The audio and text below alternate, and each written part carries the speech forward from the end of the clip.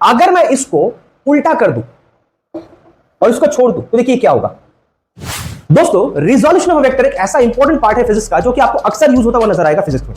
अब ये real life time में कैसे काम करता है उसका एक मैं एग्जांपल आपको दिखाता हूं एक्सपेरिमेंट के थ्रू। जैसे मान लीजिए दो पुली से एक यहां पे वेट लटक रहा है, अगर मैं इसको उल्टा कर दूं और इसको छोड़ दूं तो देखिए क्या होगा। ये नीचे आ रहा है, पहले ऊपर था अब ये नीचे आ गया जैसे मैंने इसको रोटेट कराया। अब ये क्यों हुआ?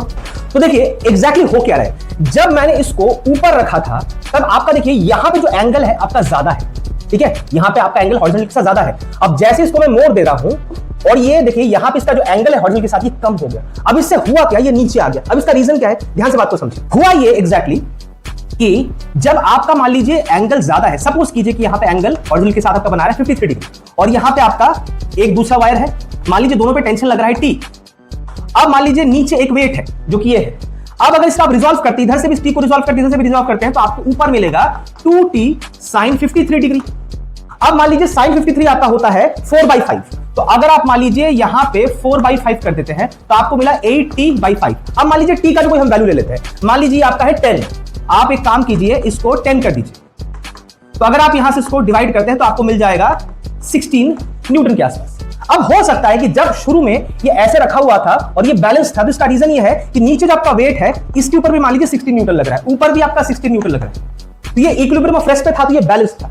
अब जैसे ही मैंने इसको घुमा दिया तो आपका एंगल ऑफ इंक्लिनेशन जो है कम हो गया। हो सकता है कि आपका एंगल ऑफ इंक्लिनेशन अब बन गया 37 डिग्री।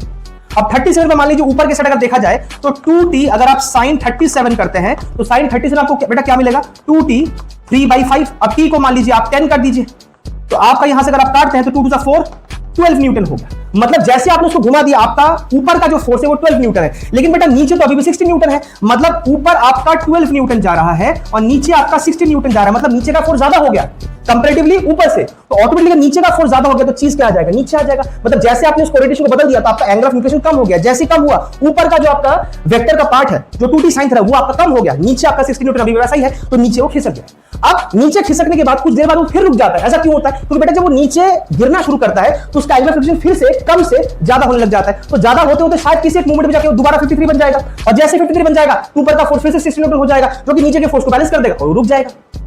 आई होप आपको एक्सप्लेन समझ आया, और आपको कैसा लगा ये कमेंट बॉक्स में बताइएगा, और अगर आपको ऐसे ही और डाउट्स है आप बेझिझक मुझे पूछ सकते हैं।